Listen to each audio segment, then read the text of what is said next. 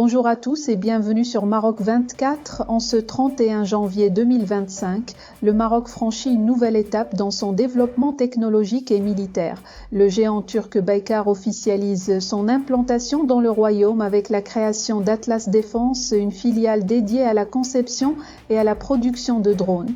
Un partenariat stratégique qui renforce l'industrie de défense nationale et ouvre la voie à de nouvelles avancées dans l'aéronautique. Tous les détails tirés du média Le 360 dans un instant. Baykar, le géant turc de l'aéronautique et concepteur des redoutables drones Bayraktar TB2 et Akinji, a officialisé son implantation au Maroc avec la création d'Atlas Défense. Cette filiale, enregistrée sous forme de SARL, dispose d'un capital social de 2,5 millions de dirhams, détenu par les deux fondateurs du groupe, les frères Lutfu Aluk Bayraktar et Selçuk Bayraktar.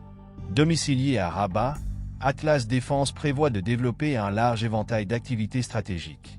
L'entreprise se consacrera ainsi à la conception, le développement, la fabrication et la maintenance de drones, ainsi qu'à la production et la commercialisation de pièces de rechange. Au-delà de ces appareils, l'entreprise ambitionne de concevoir et d'assembler des systèmes technologiques destinés à l'industrie de la défense, notamment dans les domaines de la surveillance, de la reconnaissance et des communications.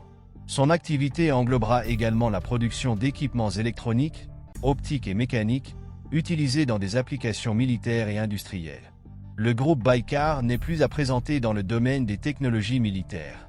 Le fabricant turc s'est imposé sur la scène internationale grâce à ses drones TB2 et Akinji, qui se distinguent par leur autonomie, leur précision et leur capacité à opérer dans des environnements complexes. Ces appareils ont été largement éprouvés sur différents théâtres d'opération et sont aujourd'hui en service au sein de plusieurs armées, dont celle du Maroc, qui en avait acquis plusieurs exemplaires en 2021. L'implantation d'Atlas Défense dans le royaume semble ainsi s'inscrire dans une logique de coopération industrielle et militaire plus étroite entre Rabat et Ankara. Cette initiative intervient aussi dans un contexte où le Maroc cherche à renforcer son autonomie en matière de défense.